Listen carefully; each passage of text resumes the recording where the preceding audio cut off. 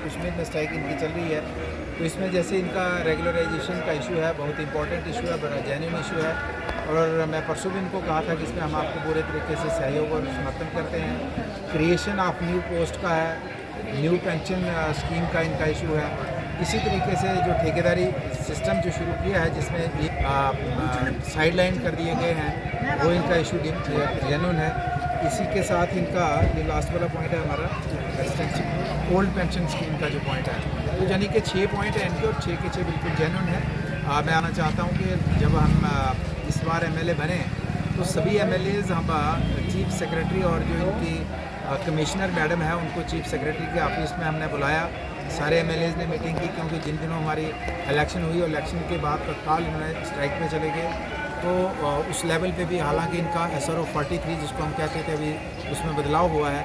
वही इशू था कि इनके बहुत से जो केसेस पेंडिंग थे काफ़ी लंबे समय से, कि भाई जिसके परिवार के किसी एम्प्लॉय मेंबर की डेथ होती है तो उसके नेक्स्ट किथ एंड किन को उसको ऑब्जर्व किया जाएगा। तो वो सारा इनका इशू पेंडिंग था।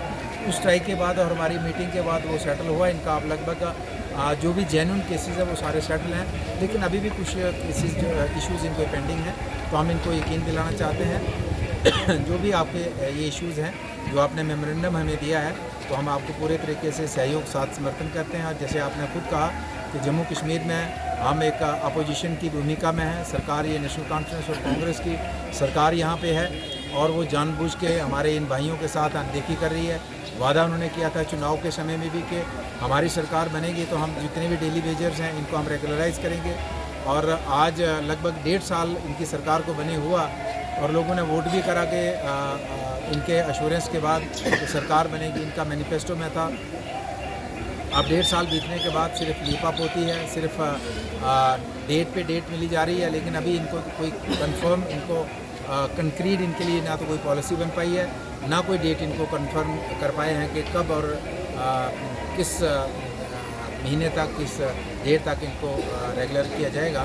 तो इनकी डिमांड जेन्युइन है, हम इनको पूरे। आपने देखा होगा सर कि इनकी ऐसी अगर स्थिति रही, हड़ताल जारी रही, तो गर्मियों का सीज़न जारी है, बीमारियां फैलने का डर है, जगह जगह गंदगी के ढेर लगे हैं, तो उसको लेकर क्या किस तरह के प्रयास रहेंगे? देखिए ये भी मसला बड़ा गंभीर है, क्योंकि बिल्कुल आपने ठीक कहा कि गर्मी का सीज़न है, और लगभग सभी टाउन्स के अंदर, इसमें चनैनी टाउन भी हमारा आता है, यहाँ भी एक परेशानी का चनैनी के लोकल निवासियों को सामना करना पड़ रहा है। तो उसमें भी हम इन सभी साथियों की बात जो है कोशिश करेंगे एक आध दिन में कमिश्नर, या चूँकि मुख्यमंत्री जी से भी की बात हमने करवाई है, कमिश्नर लेवल पे, डायरेक्टर लेवल पे रिपीटेडली हुई है, तो हम कोशिश करेंगे जल्दी इनकी बात एक बार फिर से पहुंचाएं और सेटल हो, ताकि स्ट्राइक जो है इनकी ख़त्म हो, और हमारी जो सफाई व्यवस्था चल रही है हमारे चनैनी टाउन की, ये भी ठीक हो पाए।